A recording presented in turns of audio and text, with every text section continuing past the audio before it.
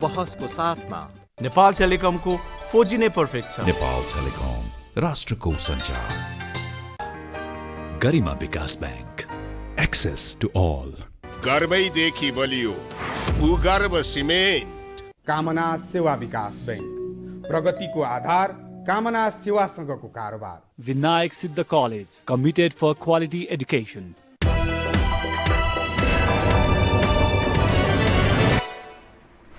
नमस्कार, यो बहसमा म यहाँहरूलाई हार्दिक स्वागत गर्दछु। जीवराम भण्डारी। आज यहाँहरू सामुन्ने उपस्थित हुनुहुन्छ तारानाथ राणाबाट। उहाँ पूर्व सभामुख हुनुहुन्छ, नेपाली काङ्ग्रेसका नेता, नेपाली काङ्ग्रेसका पूर्व महामन्त्री तथा पूर्व प्रवक्ता। तेस्रो पुस्ताले नेपाली काङ्ग्रेसमा निरन्तरता दिएको छ। तारानाथ राणाबाटका बुवा नेपाली काङ्ग्रेसमा आबद्ध रहनुभयो। उहाँका हजुरबुवा पनि, सायद उहाँको छोरा पनि काङ्ग्रेसमा आबद्ध नै हुनुहुन्छ। म उहाँसँग आज समग्र समसामयिक विषयलाई केन्द्रमा राखेर विश्लेषणात्मक र सूचनामूलक ढङ्गले कुराकानी गर्ने प्रयत्न गर्नेछु।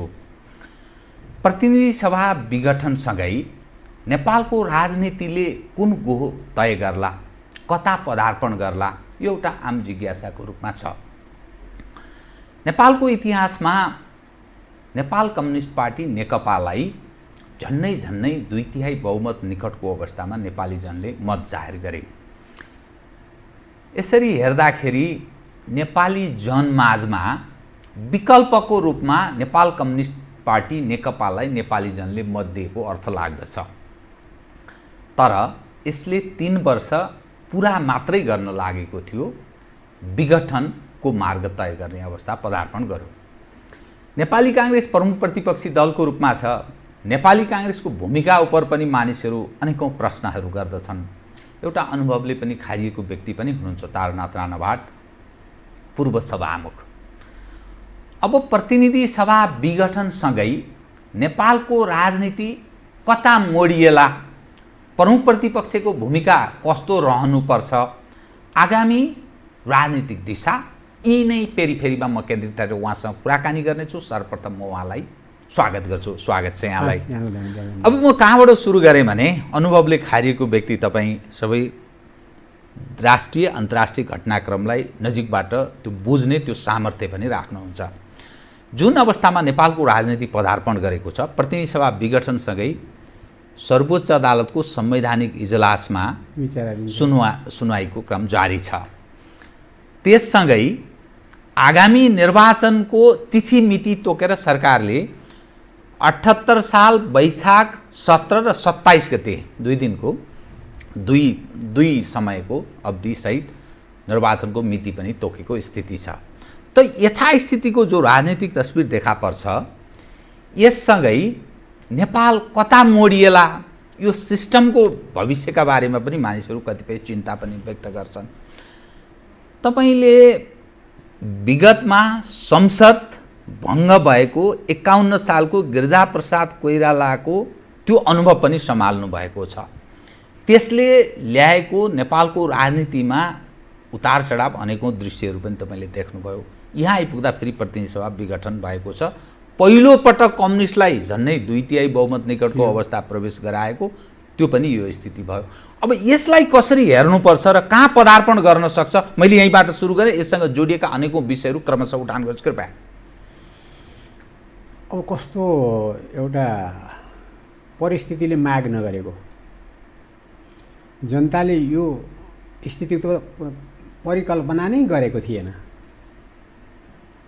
न राष्ट्रिय न अन्तर्राष्ट्रिय परिस्थितिले यो माग गरेका थियो। अचानक प्रतिनिधि सभा विघटनको चाहिने आदेश जारी भयो र देशमा एउटा नयाँ परिस्थिति, कन्फ्युजनको परिस्थिति, अस्थिरताको परिस्थिति, अन्योलको परिस्थिति, अराजकताको परिस्थिति, होइन के संज्ञा दिन सक्नुहुन्छ अहिले त्यो छ नि।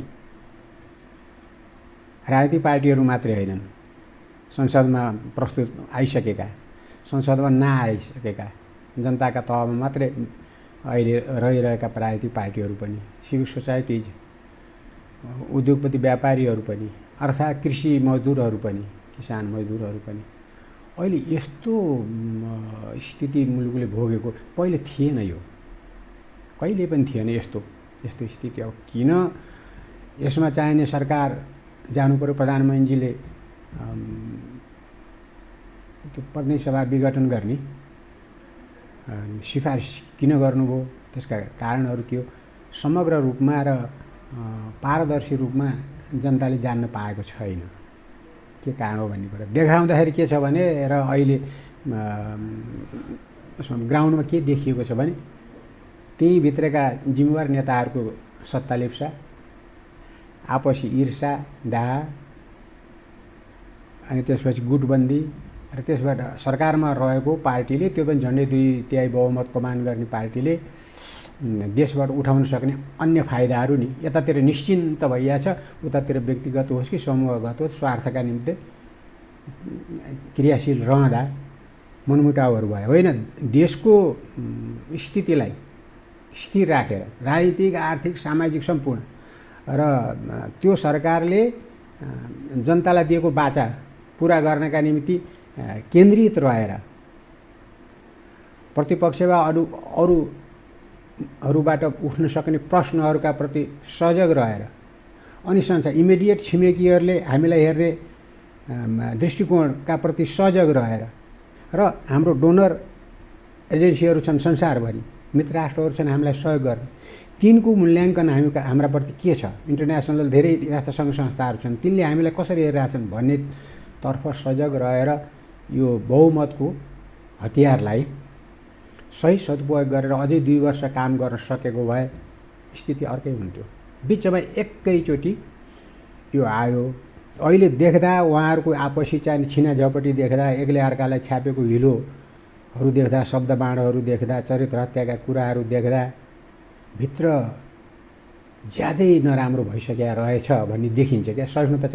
हाम्रो पनि पार्टी फुटेको अनुभव छ नि हामीसित, तर 2टा अवस्था थिए। एउटा त कार्यकर्ताहरूको कथा थिए भने अनुशासित, कहिल्यै पनि फुटेर जाने, पार्टीका साथीहरूले पनि मूल प्रवाहका साथीहरूलाई वा नेताहरूलाई यस्तो तल्लो तहको चाहिने गाली गलौज, छेडखान, चरित्र हत्या गरे कहिले पाइएन।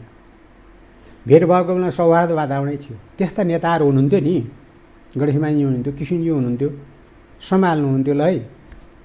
र एउटा वातावरण कि एक दिन गएर मिल्न सकिन्छ, एउटै सिद्धान्त, एउटै कार्यक्रम, एउटै नेतृत्व, एउटै विचार, एउटै भावभूमि, होइन, सबैजना जनता कहाँ जान पर्ने सँगैको प्रतिबद्धता र इतिहास बिपी कोइराला देखेको जोडिँदै आउँछ नि, सुवर्णजीको देखि जोडिँदै आउँदा त्यो इतिहास र संसार प्रसिद्ध हाम्रो चाहिँ मान्यता र जनताको अगाध प्रेम र सद्भाव त नेपाली काङ्ग्रेसलाई, त्यो सम्पूर्ण कुरालाई विचार गरेर पार्टी अनुशासनमा थियो, फुट्दाखेरि पनि जोडिन सजिलो भएको थियो। तर अहिले सामान्य चाहिँ परिस्थितिले फुटाउन सक्ने परिस्थितिले मिलाउनु पनि सक्ला, त्यो अर्को हाम्रो सद्भाव छ, मिलुन्, होइन। बहुदलीय व्यवस्थामा दलहरू कमजोर भएर दलहरू आपसमा चाहिने फुटेर बहुदलीय व्यवस्था त जीवित रहन सक्दैन नि। हाम्रो सद्भाव के हो भने कम्युनिस्ट पार्टीका यी 2 घटक यो सम्पूर्ण चाहिने अहिलेको जुन वातावरण दौडे छन् उनीहरू चाहिँ त्यो त्यागेर फेरि एक भएर फेरि एउटा कम्युनिस्ट पार्टी बनेर जनताको त्यो विश्वासलाई र जनताको त्यो अभिमतलाई सँगालेर अगाडि बढोस् भन्ने हामी सदा सहायता व्यक्त गर्न पनि चाहन्छौँ, तर त्यो देखिएन। त्यसैले त्यो परिस्थितिले पार्टीका साथीहरू बाजिए आपसमा, पार्टी 2 टुक्रा भयो। अहिले सडकमा जाने एक अर्कालाई मात्रै होइन, केटाकेटीदेखि लिएर अरू साधारण वा हाम्रो अपोजिसन पार्टी सहित सडकमा छन्। सर्वसाधारण किसान मजदुर देखेर, उद्योगपति व्यापारीहरू देखेर, बुद्धिजीवी चाहिने हरूदेखि लिएर सिभिल सोसाइटीका सारा सडकमै देखिन्छ। यो अवस्थाको सर्जक चाहिँ को देखा पर्छ? कसले यो अवस्था सिर्जना गर्यो जसका कारण नेपालको राजनीति कहाँ पदार्पण गर्छ र यसले ल्याउने के हो भन्ने बारेमा अन्यलको स्थिति छ? त्यही त, त्यसकारण यो धेरै पहिलेदेखिको इतिहास हेर्नुपर्छ। नेपाललाई राणाहरूले शासन गरे, आफ्नै दाजुभाइ हुन् नि उनीहरू त। नेपालीले नेपालीलाई एउटा सामन्तवादी व्यवस्था अन्तर्गत राखेर एक थरी चाहिँ शासक थिए, अर्का थरी शासित थिए, एक थरी मालिक थिए, एक थरी चाहिँ तिनका चाहिँ दाह थिए, एक थरी धनी थिए एक थरी गरिब थिए होइन त्यति बेला 104 वर्ष तर लडाइँ लडे नि। बिपी कोइराला भनेको फर्स्ट एमोङ इक्वल धेरै नेताहरूमध्येको पहिलो नेता हो कि होइन। एउटा वक्तव्य जारी गर्दा घर घर गएर अहिले जस्तो चाहत मिलाएर ल है अब कम्युनिस्ट छोड्नुपर्छ काङ्ग्रेस बन्नुपर्छ वा काङ्ग्रेस छोडिदिनुपर्छ कम्युनिस्ट बन्नुपर्छ भन्ने अवस्था त थिएन नि। एउटा वक्तव्यले मान्छेको मन परिवर्तन गराएर एउटै झन्डा मुनि एउटै विचार मुनि एउटै नेतृत्वको मियोमा नेपाली जनता बाँधिएर 7 साल होइन। त्यसरी 7 सालको आन्दोलन गर्नलाई तपाईँको यी अहिले सडकमा चाहिने ओर्लिए जस्तै एउटा अनुशासित ढङ्गले पनि होइन असभ्य ढङ्गले झन्डा बोकेका छन् उसले गाली गलौज गरेका छ। एउटा परिष्कृत प्रजातान्त्रिक अभ्यास हो तर परिष्कृत र प्रजातान्त्रिक छँदै छैन। तर मानिस भन्छन् त्यो 7 सालदेखि 17 सालको जुन अवस्था थियो नेपालको राजनीति अहिले पनि त्यस्तै छ। त्यसबेला बिपी कोइराला मातृकाको कुरा दिल्ली रमण रेग्मीदेखि टङ्कप्रसाद आचार्यजीहरूको कुरा यी यावत जुन खालको एक अर्कामा समस्या थियो पार्टीभित्र आन्तरिक द्वन्द्व थियो त्यही स्थिति छ अहिले भन्छन्। होइन अब यो अध्ययन क्षमा गर्नु होला है फेरि मैले तपाईँलाई आक्षेप गरेको कृपया अध्ययनको न्यायपूर्ण ढङ्गले त्यो परिस्थितिको मूल्याङ्कन गरेको त्यो होइन। आपसी चाहिने हिलो छ्याप र एकअर्काको चरित्र हत्या गर्ने त्यति बेला कल्चरै थिएन पोलिटिकल कल्चर थिएन। ठिकै छ पार्टीहरू भएपछि विचारको भिन्नता त हुन्छ कार्यशैलीको भिन्नता हुन्छ व्यक्तिगत डिफरेन्सेस इन्डिभिजुअल डिफरेन्सेस पनि हुन्छ नि। टङ्कप्रसाद र दिल्ली रमणको भिन्न होला बिपी र सुवर्णजीको पनि होला तर एउटा मूल उद्देश्यका निम्ति समर्पित भएर नेपाली जनतालाई समेटेर एउटा चाहिने 1 शताब्दीभन्दा बढीको सामन्तवादी व्यवस्था फाल्नका निम्ति जुन तत्परता जुन समर्पण र जुन चाहिने चरित्र जुन विचार प्रस्तुत भएर नेपाली जनतालाई आकर्षित गर्नु छ। फेरि अहिले जस्तो हो र न पढेको न जनता छ न देखे सुनेको जनता बन्दी अवस्थामा हो नि। अहिले जस्तो चाहिने पेपर थिएन नि रेडियो टेलिभिजन थिएन टेक्नोलोजी थिएन नि कसरी जान्ने। तर कस्तो चाहिने अवस्थामा नेपाली जनतालाई एक गरेर राणा शासन विरुद्ध लडे त्यो स्थितिको परिकल्पना गरौँ न हामी। अहिले जस्तो टेलिफोन गरेर मेची महाकाली कुरा गर्न पाइन्छ र 1 मिनटमा थिएन। त्यसैले ती नेताहरूप्रति जुनसुकै विचारका हुन् पछि त कम्युनिस्ट पार्टी पनि जन्मियो नि।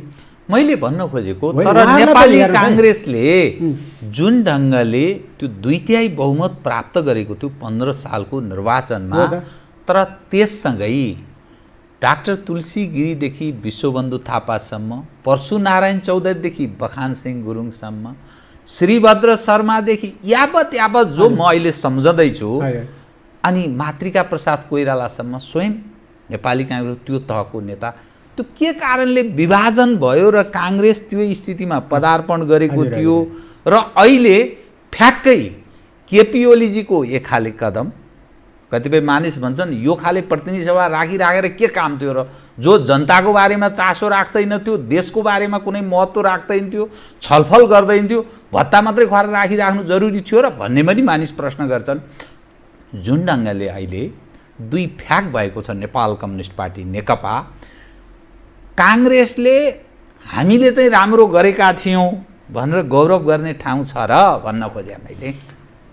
त्यसका लागि म निवेदन गर्न चाहन्छु राणा शासन त गयो अघि नाम लिनुभयो नि त्यसपछि त कम्युनिस्ट पार्टी पनि जन्मियो नि मनमोहनजी पुष्पलाजीहरू पनि त सिनेमा आइसके नि एउटा सङ्गठित उसमा र क्रान्ति भयो।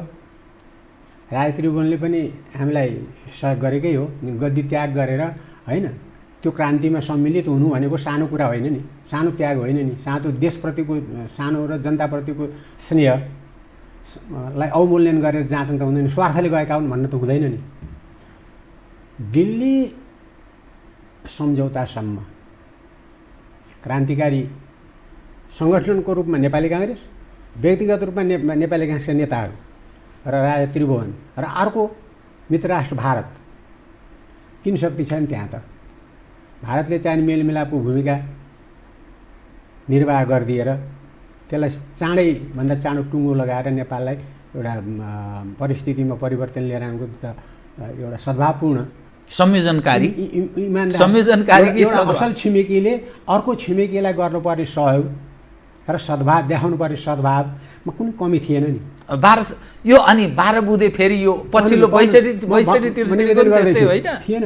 अनि हामी एउटा कमिटमेन्टका साथ नेपाली जनतालाई मुलुकको सार्वभौमसत्ताको मालिक होइन, एउटा प्रजातान्त्रिक व्यवस्थाका चाहिने एउटा शासनको ग्रासरुटको चाहिने आधार, स्वतन्त्र नागरिक रहित भएका जनतालाई त्यो तहमा उचालेर एउटा कमिटमेन्टका साथ, राष्ट्रिय कमिटमेन्टका साथ आयौँ र भने कि अब नेपाली जनताले आफैले संविधान, मैले बुझ्ने भाषामा भन्छु, संविधान सभाको चुनाव गरेर विधान निर्माण गर्नेछन् र आफ्नो शासन आफै गर्नेछन्, कमिटमेन्टको साथ आएको हो कि होइन। त्यसपछि एउटा नयाँ परिस्थितिको, एउटा उमङ्गको, एउटा चाहिने नवनिर्माणको लहर जनतामा आयो, नेताहरूमा त्यो कमिटमेन्टमा कुनै प्रकारको चाहिने कमजोरी आएन। तर कता कता दरबार राजा श्रीपाद महाराजद्वारा तिरुवन वीरविक्रम शाहदेवमा त्यो कमिटमेन्टका प्रति के कारणले हो, अझै विभिन्न किसिमले विश्लेषण छन् क्या। अहिले कसले खेलेर हो, उहाँलाई कसले चाहिने विचलनमा पुर्याइदियो, चुनाव त भएन नि। प्रयोग हुँदा हुँदा हुँदा हुँदा फेरि आन्दोलन, शान्तिपूर्ण आन्दोलन, भद्र अवज्ञा आन्दोलनको इतिहास त पढ्नुहुन्छ नि। म त्यही भद्र अवज्ञा आन्दोलनको स्टुडेन्ट फ्रन्टको चाहिने कन्भेनर हुँ। 14 सालको भद्र अवज्ञा, त्यहाँदेखि मेरो चाहिँ सक्रिय राजनीतिक जीवन सुरु हुन्छ। 14 सालदेखि निरन्तर नेपाली काङ्ग्रेसको नेता त हुँदै हो, हजुरबुवा नेपाली काङ्ग्रेसको कार्यकर्ता हुँदै हुनुहुन्थ्यो होइन। अनि त्यो आइसकेपछि एउटा कन्फ्युजन फेरि क्रिएट भयो, विभाजन क्रिएट भयो पार्टीहरूमा क्या। नेपाली काङ्ग्रेसमा होइन कि पछि तपाईँले भने जस्तो तुलसीगिरी विश्वमनजीहरू त पछिको सिर्जना हो त्यो।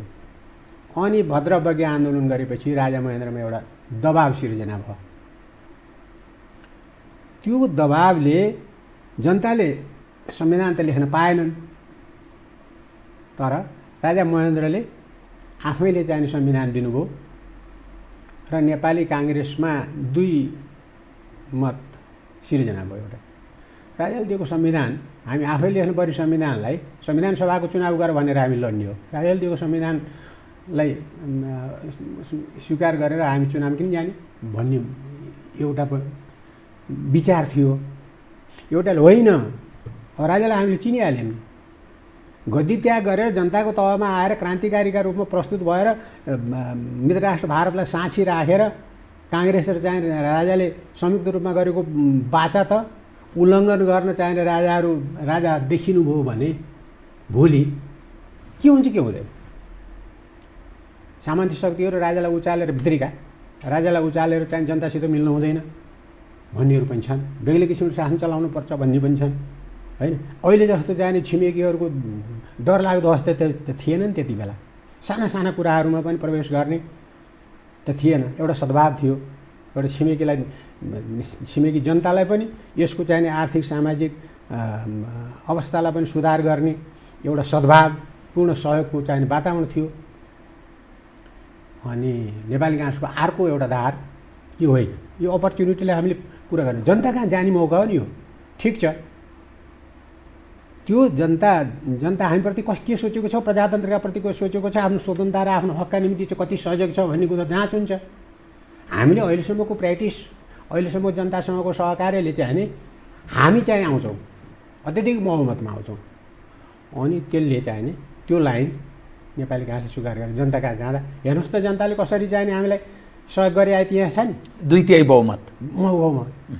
अनि बिपी कोइराला जस्तो चाहिने नेता यो देशको प्रधानमन्त्री हुन पाउने, बिपी कोइराला विराटनगर। तर 17 साल पुस 1 गतेको जुन कदम हो यसको अर्थ त काङ्ग्रेसको चाहिँ कमजोरी थियो, नभए त अन्यथा त होइन।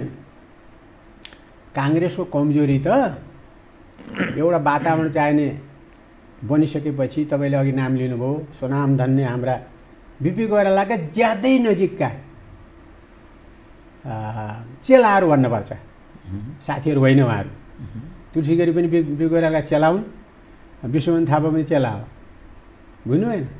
हामी र बिपी कोइराला जस्तै उमेरको भिन्दै एउटा त उहाँहरूको पहिलो पुस्ता हो, हामी दोस्रो पुस्ता हो, पुस्ता अन्तर चाहिँ छ।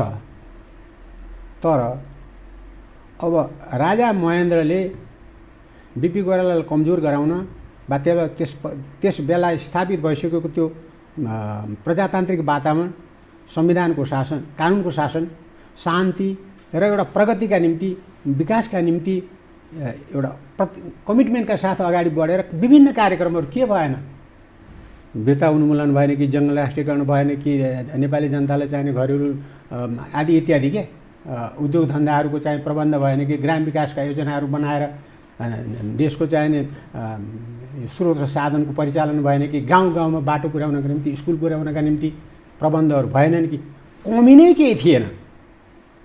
अब त्यसले गर्दाखेरि राजा महेन्द्र एक्लैले हो भित्रका उहाँहरूलाई दिने सामन्ती तत्त्वहरू त्यति बेलाका हैन, हिजो प्रतिशोधको भावना बोकेर बस्या राणा र उनका अंखासीहरू हैन को पनि हुनसक्छ।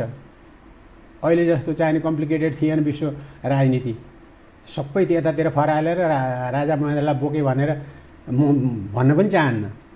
तर त्यो ईर्ष्या भावले बिपी गोराले भनिदिनु भयो त म त यो देशलाई 15 वर्षमा त यसको कायापलट गराउँछु, नेपाली जनताको जीवनस्तर, पढाइ लेखाइ, स्वास्थ्य, आमदानी आदि इत्यादि देशको उन्नति प्रगतिमा लिभिङ स्ट्यान्डर्डमा चाहिने एउटा आमूल परिवर्तन आउँछ 15 वर्षमा म गराउन सक्छु भने एउटा जनताको छोरो 15 वर्षमा देश बनाउँछु भनेर भन्छ। म त राजा हो, कति पुस्तादेखि यो देशलाई नेतृत्व गर्दै आएको, मैले चाहेँ भने त्यो किन सक्दिनँ, त्यो श्रेय किन दिने एउटा जनताको छोरालाई भन्ने सामान्य महत्त्वाकांक्षा भन्ने कि ईर्ष्याभाव भन्ने कि के भन्ने जे दिनु चाह भनौँ न, अराजनीतिक हुनु त त्यो अराष्ट्रिय सोच पनि हो। त्यो मैले शब्द अलिकति बढी कडा गरेँ के अरे, अराष्ट्रिय माने कि जनता विरोधी भएको हुनाले भनेको मैले।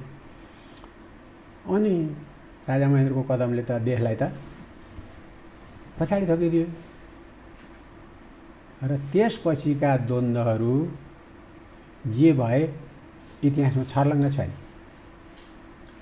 नेताहरू थुनिए, पार्टीहरूमा प्रतिबन्ध लायो, जनताका स्वतन्त्रताहरू अवगमन गरिए, जो राजाको कदमलाई स्वीकार गर्दै त्यति अराष्ट्रिय तत्त्व भनेर घोषित भए। म पनि अराष्ट्रिय तत्त्वको नामले विभूषित बुवाहरू त भइहाल्यो हजुर बुवाहरू त, अर्थात् त्यो पुस्ता त भयो।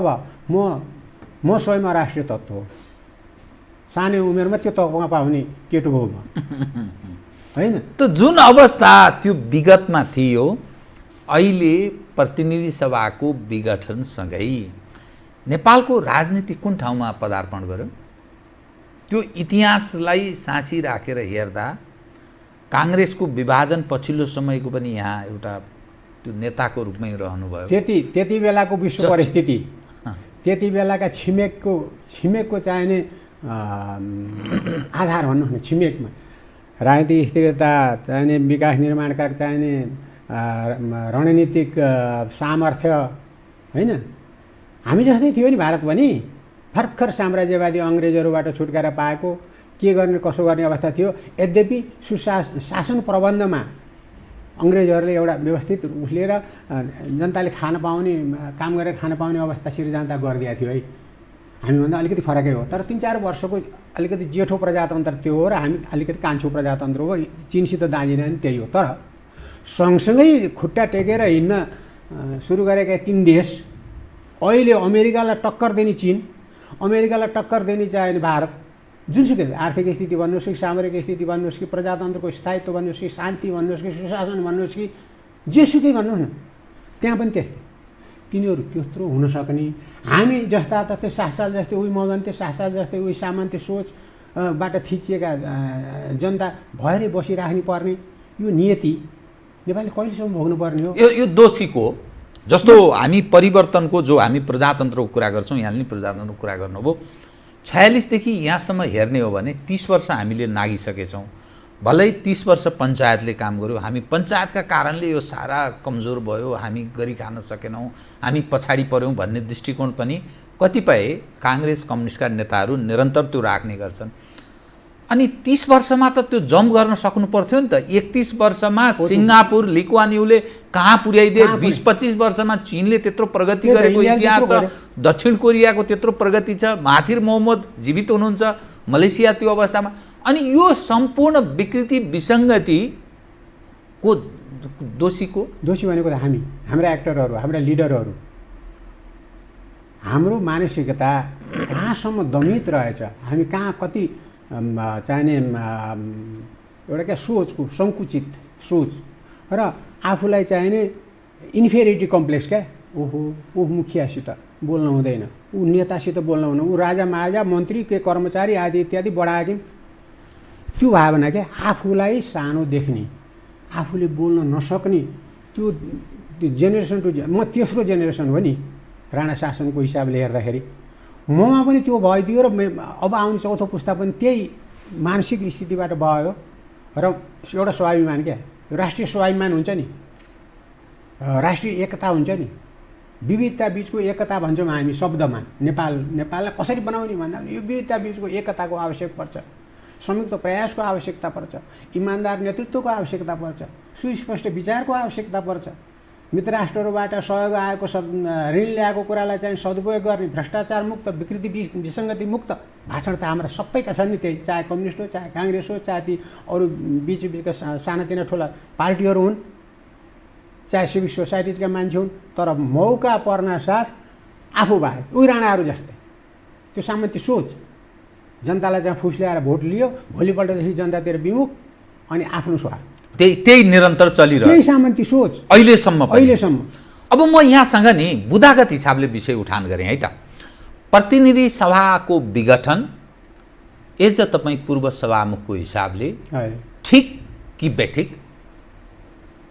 ठिक र बेठिक राजनीतिक हिसाबले मूल्याङ्कन ओलीको कदम संवैधानिक कि असंवैधानिक? म आउँदै थिएँ। कृपया। ठिक र बेठिक भनेको राजनीतिक हिसाबले, आर्थिक सामाजिक हिसाबले, अनि संवैधानिक असंवैधानिक भनेको कानुनी हिसाबले त्यो हामीले मूल्याङ्कन गर्दा अनि यो सर्वस्वीकृत सर्वग्राही हुन्छ कि हुँदैन भने नेपाली जनता डराएर मान्ने कोही होला, कोही स्वार्थले मान्ने कोही होला, तर हामी त अहिलेको साँगुरो विश्वमा इमिडिएट छिमेकीहरूले हामीलाई कसरी मूल्याङ्कन गरेका होलान्, अनि हामीलाई चाहिने अहिलेसम्म पाल्ने भन्नु होइन, ऋण दिएर पाल्या छ कसैले, अनुदान दिएर पाल्या छ कसैले, आफ्ना जनताको पेट काटेर हामीलाई दिने नै हो। नेपाली जनताको मायाले हाम्रा मित्र राष्ट्रहरू आफ्ना जनताले उठाएको कर हामी कहाँ पठाउँछन् नि, आफ्नो जनताको पेट काटेर हामीलाई पालिरहेका छन् नि, त्यसका प्रति हामी कति इमान्दार छौँ, त्यसको सदुपयोग भएको छ कि दुरुपयोग भएको छ, त्यो व्यक्तिको शिकार भएको छ कि मुलुकको समग्र हितका निम्ति प्रयोग भएको छ, मूल्याङ्कन गरेर बसेको छैन दाताले गरेका छ नि।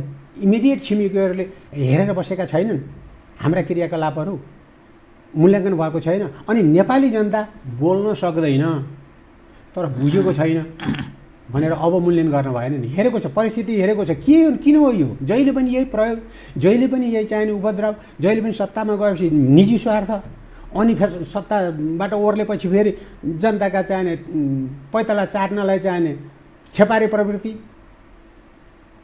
यो किन हो जनताले पनि हेरिरहेको छ। बडो चाहिने गम्भीरतापूर्वक बोल्न सक्दैन तर एक दिन त चाहिने गर्छ नि। हामी अलिकति मात्तिँदाखेरि कम्युनिस्ट पार्टी झन्डै द्वितीय बहुमत ल्याएको होइन, त्यो मूल्याङ्कन हो नि। सत्तामा आएर नेपाली काङ्ग्रेसले बिपी कोइराला गणेश मान्जीको त्यो कलेक्टिभ लिडरसिप थियो, परीक्षण भयो काङ्ग्रेसको, अब विकल्पको रूपमा कम्युनिस्टलाई नेपाली जनले मत दिए, तर यति चाँडै यो मात्तियो, यति चाँडै सत्ता काङ्ग्रेस जस्तै मात्तियो, काङ्ग्रेसभन्दा बढी मात्तियो, काङ्ग्रेसभन्दा बढी मात्तियो। काङ्ग्रेसमा त एउटा तपाईँले चाहिने हेर्नुभयो भने इमान्दार बाँधेन, इमान्दार त्यो माग लागेको मान्छे सुध्रिन सक्छ कि सक्दैन? कृष्णप्रसाद भट्टराई स्वयं उहाँ जस्तै कृष्णप्रसादहरू त छैनन्। कृष्णप्रसादका सङ्गतले सिकेका, कृष्णप्रसादका सम्पूर्ण सद्गुणहरू लिएर बाँचेका नेपाली काङ्ग्रेसका कार्यकर्ताहरू छन् अहिले। गणेश मान्जी सबै छैनन्, गणेश मान्जीले प्रधानमन्त्री त्यागे, मैले पनि प्रधानमन्त्री त्यागेँ नि, तर म गणेश मान त होइन नि, तर त्यो सद्गुण त अलिकति ममा छ नि। तर तिनका केही प्रभाव छ काङ्ग्रेसमा, कहीँ प्रभाव छ काङ्ग्रेसमा, त्यस्ता मान्छे छन् भन्ने छ अर्थ लाग्छ?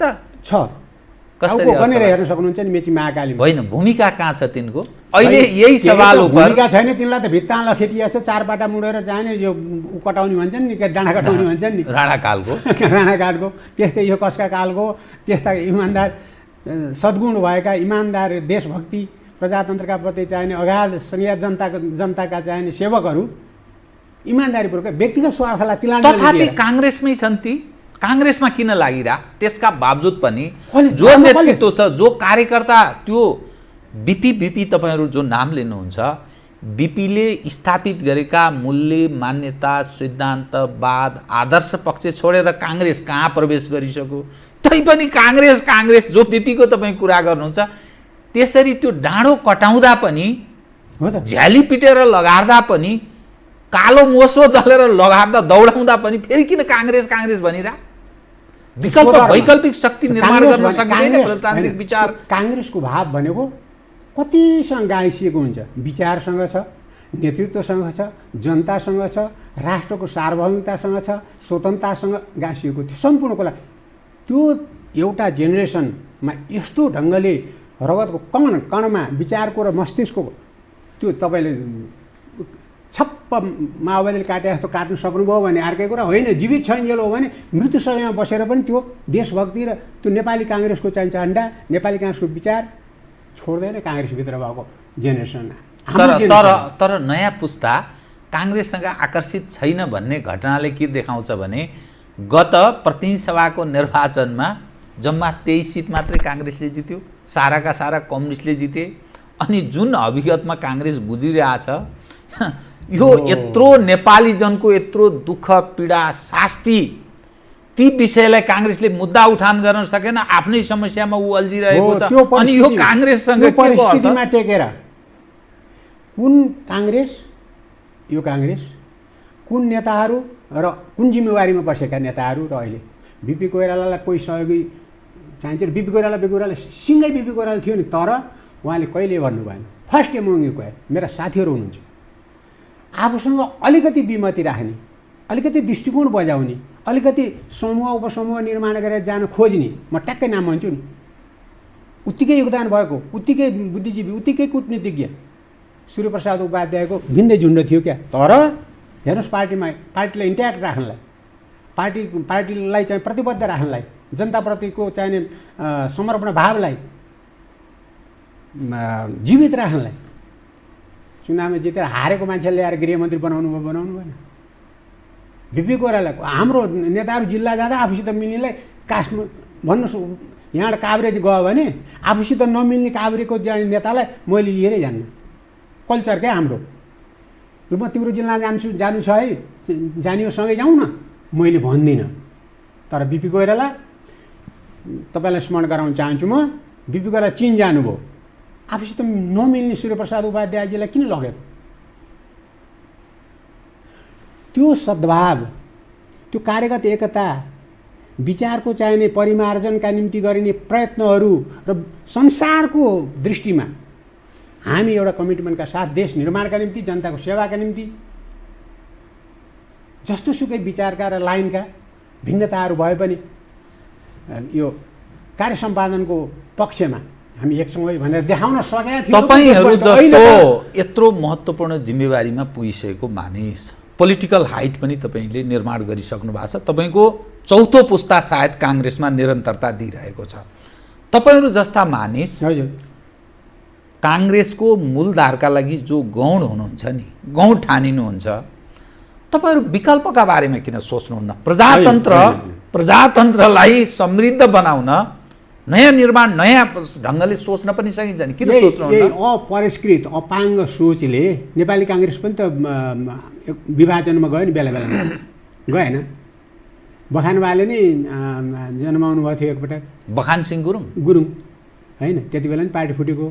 तर नेपाली काङ्ग्रेसमा एउटा यस्तो सोच र यस्तो कल्चर र यस्तो जीवन पद्धति छ, त्यो कतिखेर फेरि सतर्क भएर चाहिने सँगालिन्छ भन्दा जब जनता, जब देश, जब चाहिने मुलुकको परिस्थिति अनि आफ्नो कमिटमेन्ट र आफ्नो विचारधारा, आफ्नो घोषणापत्र र आफ्नो चाहिने योगदानलाई सम्झन्छ, झसङ्ग भएर अनि हात मिलाउन र गला मिलाउन आइहाल्छ। अब कहाँ रह्यो, कहाँ विचार, कहाँ बिपीको विचार, कहाँ अहिलेको काङ्ग्रेस, कहाँ किशुनजीको दृष्टिकोण विचार, कहाँ गणेश मानजीको नेतृत्व, त्याग तपस्या, अनि कहाँको काङ्ग्रेस? अनि यस्तो काङ्ग्रेसबाट फेरि तपाईँ जनताबाट निर्वाचित, जनताबाट अनुकूल अवस्था सिर्जना कल्पना गर्न सकिन्छ? म निवेदन गर्न चाहन्छु, हेर्नु, सानातिना घटनालाई लिएर एक दिन तपाईँले चाहिने कुनै परिस्थितिले नुहाउन सक्नु भएन, कपालमा अलिकति चाहेको टाटो देखियो भने अब तपाईँको सम्पूर्ण जीवन अहिलेसम्म र भोलिसम्मको जीवनलाई चाहिँ त्यसैबाट मूल्याङ्कन गर्न पाइन्छ र? आइदिएन। हाम्रो कमिटमेन्ट हेर्नु न त्यतिदेखि सुधार हुन्छ यसको अर्थ 2003 सालदेखि अहिले 77 साल र हाम्रो कमिटमेन्ट यो देशको सेवा गर्ने, नेपाली काङ्ग्रेसले यो देशको सेवा गर्ने सुदूर भविष्यसम्मको हाम्रो चाहिँ प्रतिबद्धता हेरेर पो जाँच गर्नु पर्यो। त बिचमा आए विकृति विसङ्गतिहरू। बिपी कोइरालाका चेलाले बिपी कोइरालाको कल्चरलाई बुझ्न सकेन। बिपी कोइराला नेता हुनुहुन्थ्यो तर एक्लो नेता होइन नि, फर्स्ट इमुङ इक्वल हो। 4, 5, 10 जना चाहिने उहाँ सरका साथीहरू उहाँले सँगै लिएर हिँड्ने कुनै पनि। अहिले त्यो कल्चर छ। अध्ययन संसारभरिको अध्ययन गर्ने, जनतासँग चाहिँ घुलमिल भएर तिनीहरूसित चाहिने तपाईँको दाँजे। अहिले बिपी कोइराला अस्तिसम्म भन्नुहोस् न, बिपी कोइरालादेखि गिरिजाप्रसाद कोइरालासम्म गाउँमा गएर साथीको घरमा बस्थ्यो। अहिले हामी 5 स्टार होटल खोजेर बस्छौँ। मैले यसकारण यो विषय उठाउन खोज्या, इतिहासले बाँच्ने सायद दिन समाप्त भयो भन्ने किन अर्थ लाग्छ भने यो मुलुक निर्माण पृथ्वीनारायण शाहको नेतृत्वमा गरे, जसमा धेरै नेपालीहरूले शहादत प्राप्त गरे, शहीद पनि भए। पृथ्वीनारायण शाहको शालिग तोड्दा, सिंहदरबार अगाडि शालिग तोड्दा, थुथु गर्दा त गौरव गर्छन्, अनि त्यसको प्रतिवाद प्रतिकार गर्ने सामर्थ्य नराख्ने जुन खालको नेतृत्व पङ्क्ति नेपाली समाजमा हाबी छ, अनि त्यो इतिहासका कारणले काङ्ग्रेस बाँच्न सक्छ। मैले मात्रै निवेदन गर्छु त्यसो भए त्यो नैतिकताको ह्रास, त्यो ढोङ्गी देशभक्ति, ढोङ्गी प्रजातन्त्र, ढोङ्गी जनवाद होइन। चाहे एक्लै हुनुहोस्, चाहे समूह हुनुहोस्, चाहे फुट्नुहोस्, चाहे चाहिने सहनुहोस्, तर त्यो जब विचारले गाइड गर्छ, तपाईँको मूल्य मान्यताले जब झस्काउँछ, त्यो दिन एक नेपाली काङ्ग्रेस शेरबार मिल्न आयो होइन, शेरबारजीको चाहिने पार्टी प्रजातान्त्रिक पार्टी अनि मिल्न आयो होइन। जब चाहिने देशका प्रति मैले निवेदन गरिसकेँ, देशका प्रति, जनताका प्रति र अरू छिमेकीहरू सँगसँगै दाँजिनु पर्दा को स्थितिमा कसको भूमिका ठुलो हो त भनेर हेर्दा त नेपाली काङ्ग्रेसले झस्कनै पर्छ नि। हाम्रो अगुवाईमा यो कुराहरू भयो। जनताले अहिलेसम्म चाहिने मूल्याङ्कनमा हामी जनताको खरो मूल्याङ्कन कसीमा अझै पनि हामी चाहिने सर्वाधिक विश्वास प्राप्त पार्टी हो। संसारले पनि नेपाली काङ्ग्रेसलाई नै हेर्छ भनेपछि त्यो भावनाबाट जुन दिन झस्कन्छ नेपाली काङ्ग्रेस, खालि के हो भने यो अन्तर्घुलन भन्छन् नि साथी, तपाईँ र म सल्लाह नै नगर्ने राजा भए। अब प्रतिनिधि सभा विघटनसँगै तपाईँको काङ्ग्रेस, तपाईँका साथीहरू दुईटा शेरबहादुर देउवा र रामचन्द्र पौडेलकै कुरा गरौँ न। रामचन्द्र पौडेलजी भन्दै हुन्छ सडकमा अहिले गइहालौँ, कम्युनिस्टहरूसँग, माधवजी र प्रचण्डसँग कुममा कुम मिलाएर सडकमा दौडिहालौँ भन्नुहुन्छ।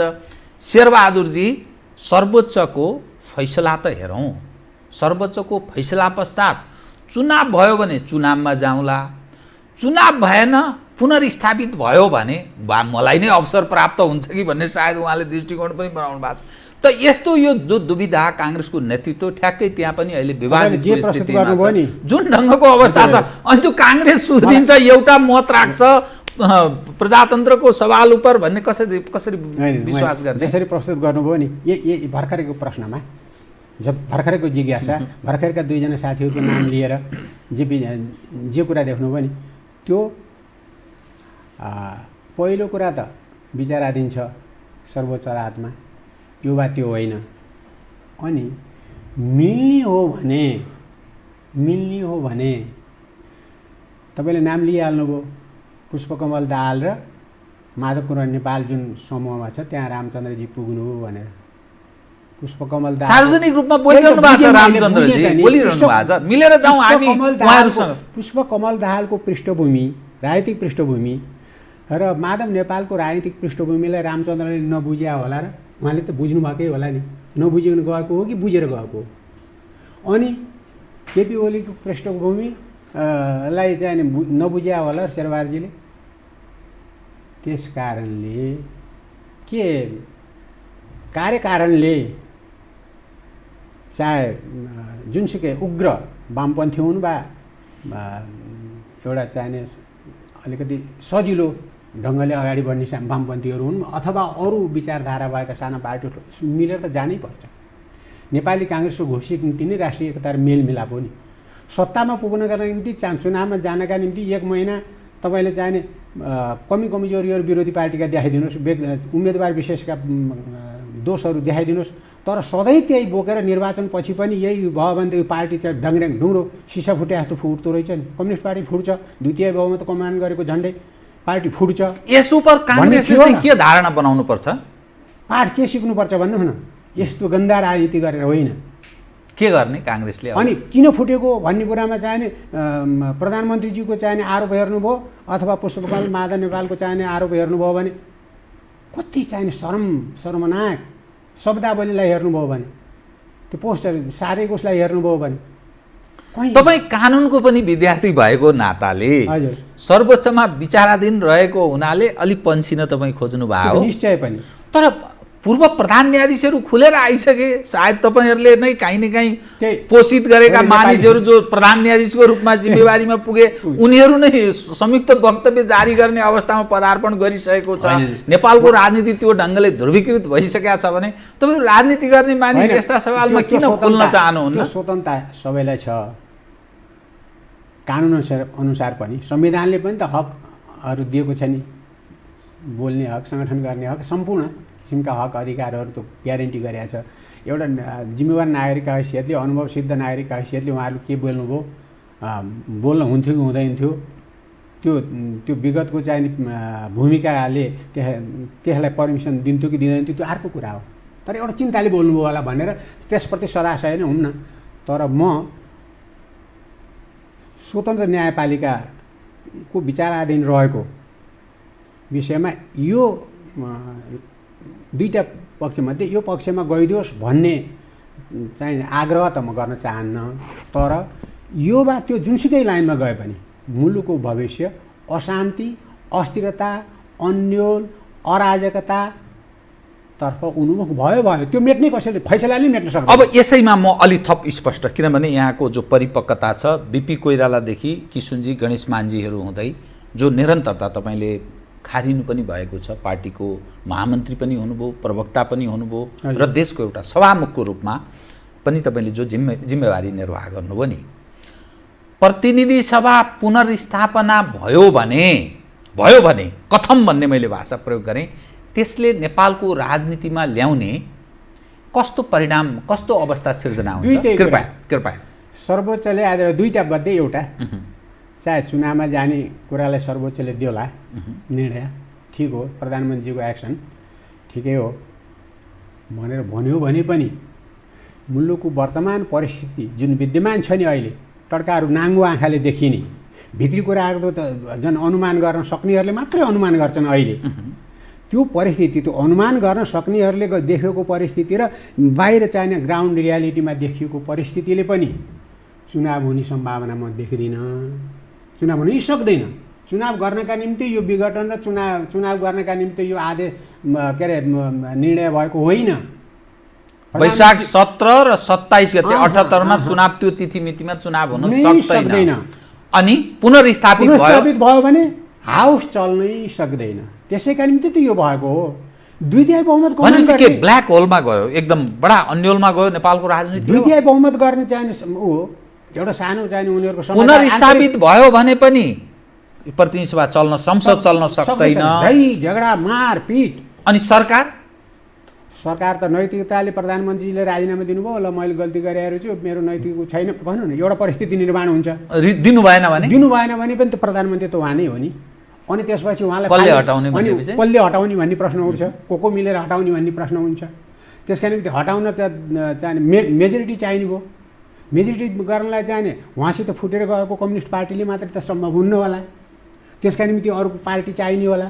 त्यो अर्को पार्टी खोज्दै जाँदा अहिलेको रेस्पोन्सिबल अपोजिसन त हामी हो नि। रेस्पोन्सिबल मैले यस पार्टीमा इम्फेसिस दिएर जिम्मेवार प्रमुख प्रतिपक्ष जिम्मेवार भनेर मैले इम्फेसिस किन दिएँ भने तर हामी अहिले रेस्पोन्सिबल अपोजिसनको भूमिकामा जनताले देखेको छैन, राजनीतिक पार्टीहरूले देखाएको छैन, विश्व समुदायले पनि देखेको छैन। हामी अपोजिसन फर अपोजिसन सेक सरकारमा जाने लालचा राख्नु हुँदैन काङ्ग्रेसले, पटक्कै हुँदैन। नेतृत्व गर्ने पनि लालचा, ठुलो बेइमानी, त्योभन्दा ठुलो घात, जनमतको घात, यो मुलुकको परिस्थितिका प्रति गरिने प्रहार अर्को हुने छैन। तर शेरबहादुरजी सायद त्यही सोच राख्नुहुन्छ। रामचन्द्रजी अझ त्यो फर्स्ट बिहान हुने मतलब चर्चा छ राष्ट्रपतिको प्रलोभन छ रामचन्द्रजीलाई राष्ट्रपति कसरी जान्छ संविधान पढ्न म आग्रह गर्न जान्छु। राष्ट्रपतिलाई त पहिला प्रतिनिधि सभाको चाहिँ 1/4ले अविश्वासको प्रस्ताव राख्नु पर्यो रहला झन्डै। तर दुईटै हाउसको सम्पूर्ण सदस्य सङ्ख्याको 2/3 बहुमत पुग्छ टेक्निकल्ली हेरौँ न, ग्राउन्ड रियालिटीमा हेरौँ न। त्यही प्रतिनिधि व्यवस्थाका सङ्घीय व्यवस्थापिकाको 2 हाउसको चाहिँ सङ्ख्यालाई हेरौँ त। त्यो चाहिँ मुलुक त्यो त म प्रवेशै नगर्लान् भन्न ठान्छु। किनभने संवेदनशीलता छ यदि भने यो व्यवस्थाप्रतिको संवेदनशीलता, यो कानुनप्रतिको मूल कानुनप्रतिको चाहिने सम्मान भाव र राष्ट्रिय परिस्थितिलाई चाहिने अझ अन्योलपूर्ण र अस्थिर र चाहिने अझ चाहिने यो विग्रहमा पुर्याउने चाहिने यदि छैन भने त्यो राष्ट्रपतिलाई त सोच्दै नसोचे हुन्छ, हुँदैन भने। अनि के को राष्ट्रपति तपाईँले नाम लिएको हाम्रो नेता अनि पढेर लेखेर एउटा चाहिने हुन्छ नि सपना देख्ने कुरा हो भने भिन्दै छ, पत्र पत्रिका पाना रङ्ग्याउने हो भने भिन्दै छ। होइन भने त न संविधानले पर्मिसन दिन्छ न त्यो सङ्घीय व्यवस्थापिकाको चाहिँ टाउको गनेर हेऱ्यो भने पनि त्यो राष्ट्रपतिलाई चाहिने महाभियोग लाएर फाल्नै सकिँदैन, जतिसुकै चाहना भए पनि। तपाईँको दृष्टिकोणमा कुनै एउटा बिन्दुमा पुगेर फेरि ओलीजीको नेतृत्वको नेपाल कम्युनिस्ट पार्टी नेकपा र प्रचण्ड माधवजीको नेतृत्वको नेपाल कम्युनिस्ट पार्टी नेकपा बीच फेरि एकीकृत भएर जाने सम्भावना त छैन?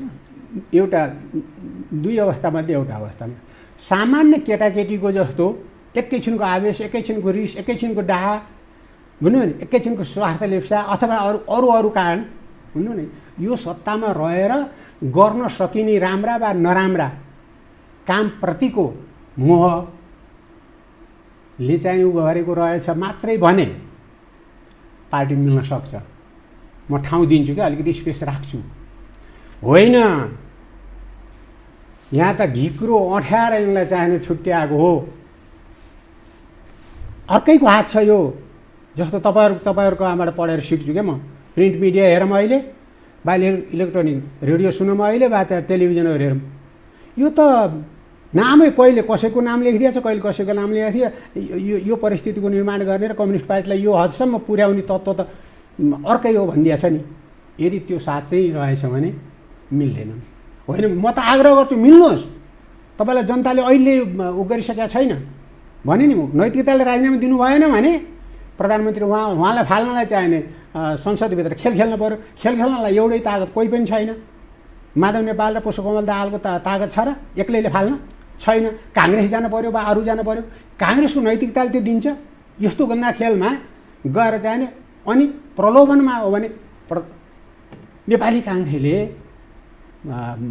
प्रधानमन्त्री खानका निम्ति अथवा प्रधानमन्त्री होइन 7-8-10 जना मन्त्री बनाउनका निम्ति गर्यो गन्दा खेलमा यो गठबन्धनमा घिनलाग्दो गठबन्धनमा बाँधिएर एकैछिनको न्यानोको निम्ति त्यो त हाउसै चल्दैन। फेरि जाने त चुनावमै हो, फेरि त्यो पनि हुन सक्दैन चुनाव भनेपछि त यस्तो स्थितिमा गएर फसियो दलदलमा। क्या एउटा खुट्टा राख्नुहोस् तल गम्म गर्छ, अर्को खुट्टा झिक्यो फेरि अर्को खुट्टा गर्छ। त्यो स्थितिमा हामी दलदलमा फसिएको। यो अन्ततोगत्व कहाँ पदार्पण गर्छ त? के हुन्छ यसको निष्कर्ष के हो? यो यदि जागरण आएन हामीमा इमान्दार त जुसुकै विचारबाट जुसुकै झन्डा मुनि चाहिने हामी क्रियाशील हौँ। तर राष्ट्रिय भावनाले ओतप्रोत भएर यो चाहिँ एकतामा बाँधिएर मुलुकको चाहिने हितका निम्ति जनताको हितका निम्ति अझै पनि सोच्ने अवस्था टुङ्गिसकेका छैन। के सोच्ने भनेको के गरिनुपर्छ? के गर्दा सुधार हुन सक्छ? अब शान्तिका निम्ति, अब कानुनको शासनका निम्ति, अब मुलुकको विकासका निम्ति एउटा जनताले दिएको म्यान्डेटका प्रति इमान्दार रहेर चाहिने अगाडि बढ्ने प्रतिबद्धता हामीले देखाउनु। त्यो कसरी सम्भव छ त्यो प्रतिबद्धता जनाएर? किनभने अब लडाइँमा गइसक्यो, अब विभाजित भइसक्यो, प्रतिनिधि सभा विघटन छ, पुनर्स्थापित भए पनि त्यहाँ त्यति सहज छैन। चुनाव गराउने सवाल उपर पनि त्यस सहजको स्थिति छैन। कसरी सम्भव छ? के गरेर? त्यस्तो आकलन नगरौँ न। एक दिन मर्नु छ भनेर अहिलेदेखि चिता तयार गरेर राखेको हुन्छ र घाटमा कसैले त्यसरी हेर्नु हुँदैन। सम्भावना छ यदि यो देशको भविष्य यसको उज्जवल छ, यसको राष्ट्रिय एकता भङ्ग हुँदैन, यसको सार्वभौमिक सत्तामा चाहिँ आँच आउँदैन, यसको स्वतन्त्रतामा चाहिँ प्रहार हुँदैन, नेपाली जनताको विकासको चाहिने लक्ष्य लक्ष्य भनेर त आफू एक्टर पनि हो नि, किनभने भोट हाल्छ नि उसले, तैँले गर भनेर खोज्छ नि कमारो। हामी त कमारो नै हौँ, जनताको सेवक न हो। आफ्नो सेवक छान्दाखेरि अहिले कम्युनिस्ट पार्टीले छान्दा अहिले तेरि काङ्ग्रेस रिसले तिनीहरूलाई चुन्दाखेरि अहिले झन् झन् नराम्रो कति यहाँ पुग्यो भने मेरो जिज्ञासा के भने यो जो समस्याको सर्जक या जसले फ्लाइङ गर्यो नि, यो त कि कम्युनिस्टले गर्यो होला कि काङ्ग्रेसले गर्यो होला होइन? जुन अवस्था, जुन समस्या र नेपाली जन जति दुखी छन् यसको मूलत जिम्मेवार कि काङ्ग्रेस कि कम्युनिस्ट होइन? त उनीहरू यो फ्लाइङ गरिरहेछन्, यो बेइमानी गरिरहेछन् भने सेफ ल्यान्डिङ गर्ने जिम्मेवारी त उनीहरूको। त यो त बारम्बार अवसर प्राप्त भयो तर च्युत भएको स्थिति छ नि त। अब जनताले के दण्डित गर्नुपर्ने, के हुनुपर्ने, कहाँ जानुपर्ने बताइदिनु त। विशेषता छ, बोल्दैन तर बुझिरहेको छ है। चाहिने अनावश्यक प्रहार गर्दैन तर एक दिन भोट राख्दा दण्ड दिने अधिकारीका रूपमा, न्यायाधीशका रूपमा, अदालतका रूपमा ऊ विद्यमान छ। र अहिले ऊ सजग भएर आफ्नो हितका निम्ति, समग्र रूपमा जनताको हितका निम्ति, अनि यो देशले भोग्न पर्ने असामान्य परिस्थितिहरू पनि त विद्यमान छन् नि, यिनीहरूले उठाएका छैनन्। अनि काङ्ग्रेसले कहीँ पुनर्विचार गर्नुपर्ने अवस्था पनि केही छ भन्न खोज्छु। कुनै सवाल जसका कारण मुलुक यो गन्जागोल, यो कन्तबिजोगमा पदार्पण गर्यो, काङ्ग्रेसले केही त्रुटि गर्यो, अब कतिपय सवाल उपर पुनर्विचार गर्नुपर्छ भन्ने दृष्टिकोण राख्नुपर्छ।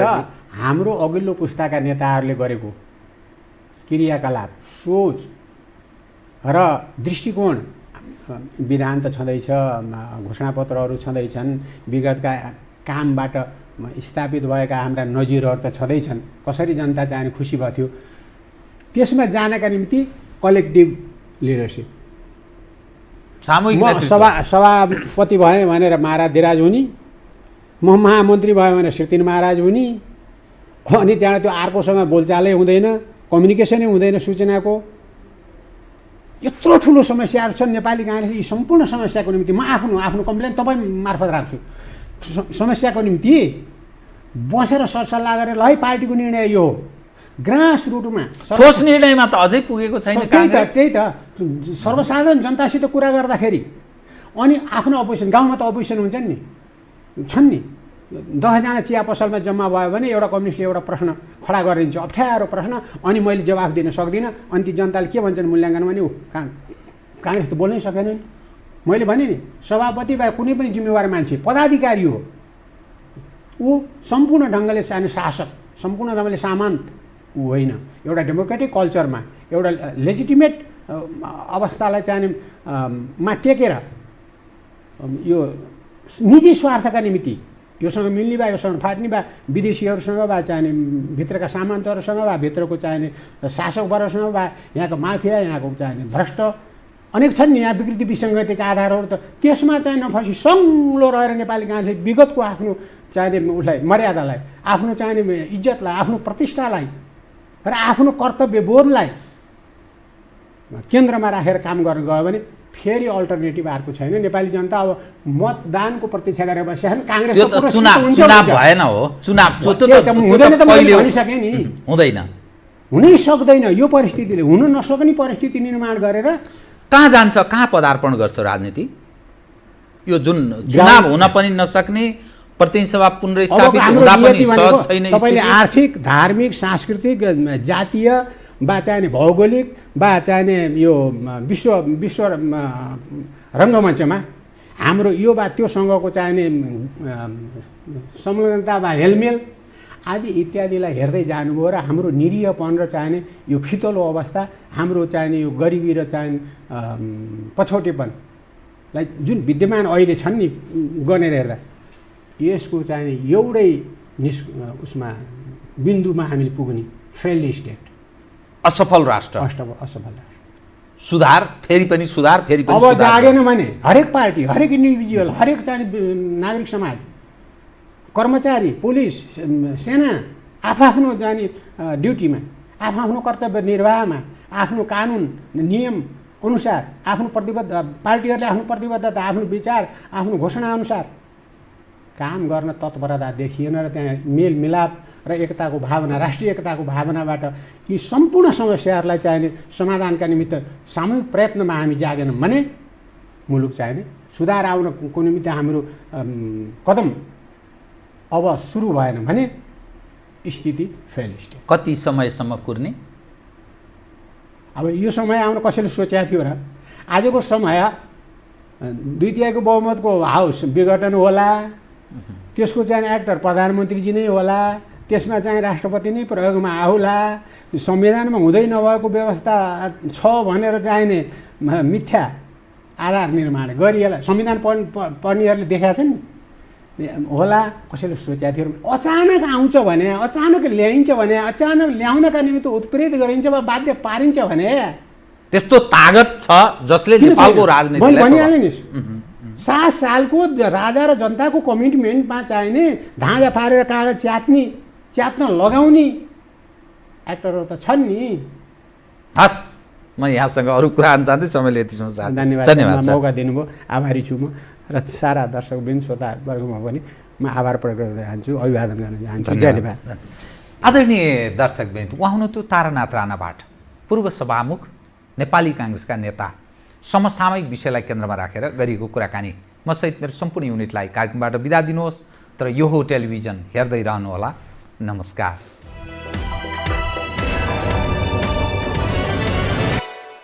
यो हो बहसको साथमा नेपाल टेलिकमको 4G नै पर्फेक्ट छ। नेपाल टेलिकम, राष्ट्रको सञ्चार। गरिमा विकास बैंक, एक्सेस टु ऑल। गर्वैदेखि बलियो भूगर्भ सिमेन्ट। कामना सेवा विकास बैंक, प्रगतिको आधार कामना सेवासँगको कारोबार। Vinayak Siddha College, committed for quality education.